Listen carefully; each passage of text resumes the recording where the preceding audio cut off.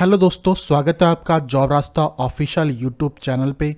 तो आज इस वीडियो में बात करने जा रहे हैं CPRI central power research institute के द्वारा एक न्यू रिक्रूटमेंट जारी किया गया है, जिसके बारे में हम इस वीडियो में बात करने वाले हैं। तो देखेंगे कौन सी वैकेंसी जारी की गई है, क्या क्वालिफिकेशन मांगा गया है और कब तक आप उसको अप्लाई कर सकते हैं, वो हम इस वीडियो में देखने वाले हैं। साथ ही में उसको कैसे ऑनलाइन अप्लाई कर पाएंगे तो वो भी हम इस वीडियो में चेक करने वाले हैं।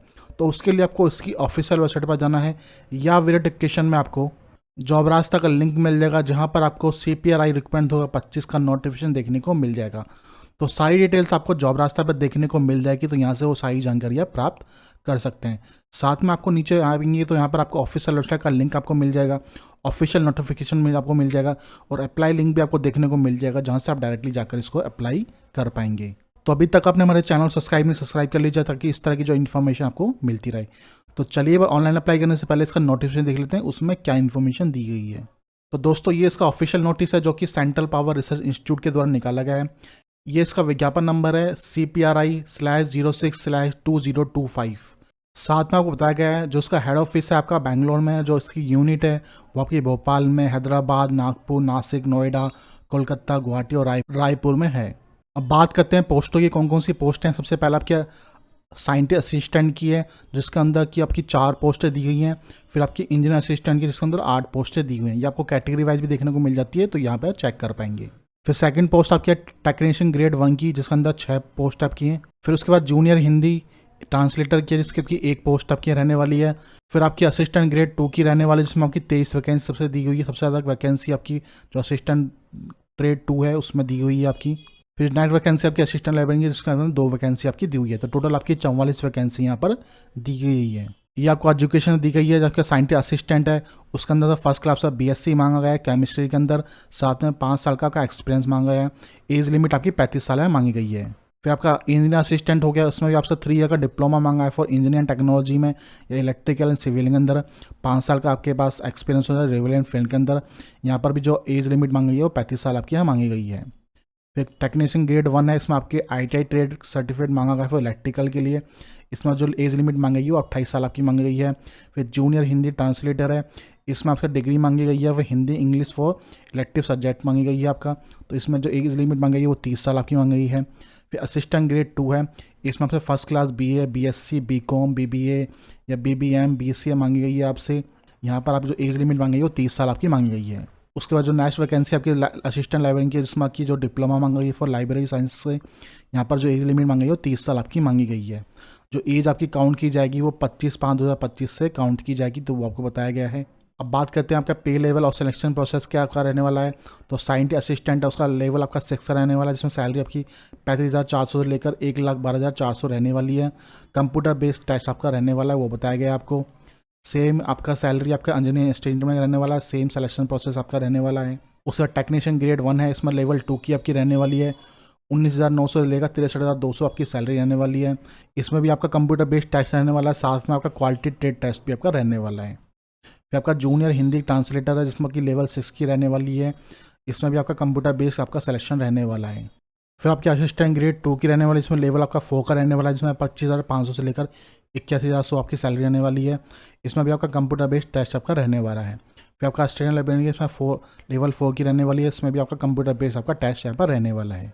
एप्लीकेशन फ़ीस की बात की जाए तो जूनियर असिस्टेंट के लिए, इंजीनियर असिस्टेंट के लिए और जूनियर हिंदी ट्रांसलेटर के लिए आपकी 1,000 रुपये आपकी फ़ीस यहाँ पर रहने वाली है, वो बताया गया है। इसके अलावा टेक्नीशियन ग्रेड 1, टेक्नीशियन ग्रेड 2 और असिस्टेंट लाइब्रेरियन के लिए 700 रुपये आपकी यहाँ पर रहने वाली है।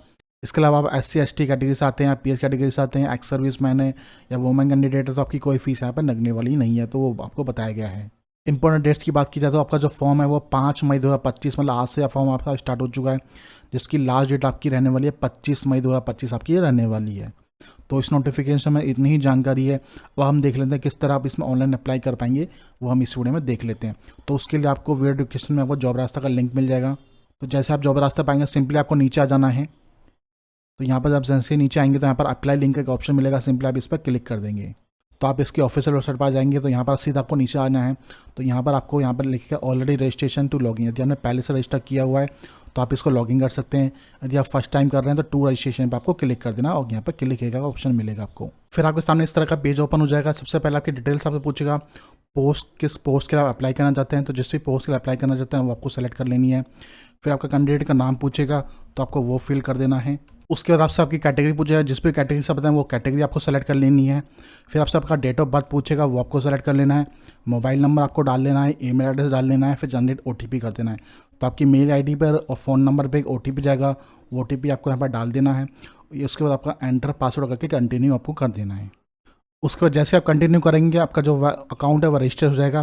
फिर इस सामने आपका इस समय एप्लीकेशन डिटेल का एक ऑप्शन आपके पास खुल जाएगा। तो यहाँ पर आपसे डिटेल्स आपसे पूछेगा, पर्सनल डिटेल्स, तो वो आपको फिल कर देनी है। तो यहाँ पर आपका फादर नेम आ गया, फिर आपको अपना मदर का नेम डालना है, फिर अपना आधार कार्ड आपको यहाँ पर डालना है, जेंडर क्या है वो आपको डालना है, ठीक है, जिस भी जेंडर से आप बताएं। फिर आप पीएच कैटेगरी तो पीएच कैटेगरी सेलेक्ट करके आपको पीएच कैटेगरी में 40% से ऊपर आते तो यस कर सकते हैं उस, ठीक है। यदि नहीं आते तो सिंपली इसको नो करेंगे। यदि आप पीएच कैटेगरी से भी नहीं आते तो सिंपली आप इसको नो कर सकते हैं। फिर आपसे पूछेगा आप एक्स सर्विस मैन है तो आप यस कर सकते हैं। तो एक्स सर्विस मैन डिटेल्स आपको देनी है, कब से कब तक आपने सर्विस करी वो आपको डिटेल देनी है। नहीं आता तो सिंपली आप इसको नो कर सकते हैं। फिर आपसे पूछेगा आप SPRI डिपार्टमेंट से हैं तो आप यस कर सकते हैं, ठीक है। नहीं है तो सिंपली आप इसको नो कर सकते हैं। फिर आपसे आपकी मैरिज स्टेटस आपसे पूछेगा, मैरिड है अनमैरिड है, तो जो भी स्टेटस आपका वो डाल सकते हैं। फिर अपना रिलीजन है वो आपको सेलेक्ट करना है, जिस भी रिलीजन से आप आते हैं वो सेलेक्ट कर लेना है। फिर आपसे पूछा प्रेफर एग्जामिनेशन सिटी, जो भी नियर आपका सिटी पड़ता हो जिस पर आपको एग्जाम देने के लिए जाना हो वो आप यहाँ पर सेलेक्ट कर सकते हैं। उसके बाद सिंपली आप इसको सेव एंड कंटिन्यू आप कर देंगे। फिर उसके बाद आपसे आपका एड्रेस पूछेगा, पर प्रेजेंट और परमानेंट दोनों एड्रेस आपको यहाँ पर फिल करने हैं। यदि दोनों अलग अलग हैं तो आप अलग अलग फिल करेंगे, यदि सेम है तो सिंपल आपको फिल करके यहाँ पर सेम टू एस कर देना है, तो दोनों ऑटोमेटिक यहाँ पर फिल हो जाएंगे। उसके बाद जैसे आपका एड्रेस आपका फिल होता है आपको सेव एंड कंटिन्यू पर क्लिक कर देना है। एप्लीकेशन सर्वाइव सक्सेसफुली आपका मैसेज आ जाएगा। फिर उसके बाद आपको क्वालिफिकेशन डिटेल्स आपको यहाँ पर फिल करनी है। अपने टैंक की डिटेल्स है, 12वीं की डिटेल्स है, जो अपना ITI की है तो आप ITI डिटेल्स दे सकते हैं।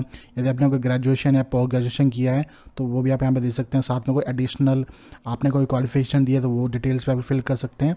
साथ में कोई एक्सपीरियंस है तो वो भी आप यहाँ पर आप शेयर करके सेव टू कंटिन्यू आप कर सकते हैं। उसको जैसे आप सारी डिटेल्स फिल कर लेंगे सीधा आपको सेव एंड कंटिन्यू पर क्लिक कर देना है आपको।